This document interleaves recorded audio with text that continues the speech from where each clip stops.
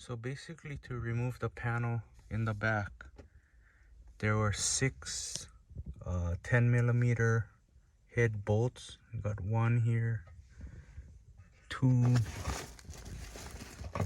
and then 3, and then 4, 5, and 6 on the bottom.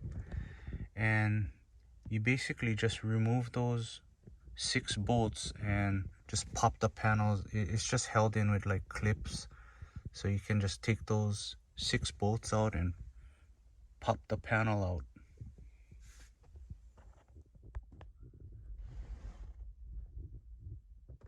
And as you can see now, I know it's kind of dark, but you have a lot of room back there, so now I can fit a gun case in the back there and fold the seats back. So there's a lot more room after you remove that panel, and it was real simple to remove.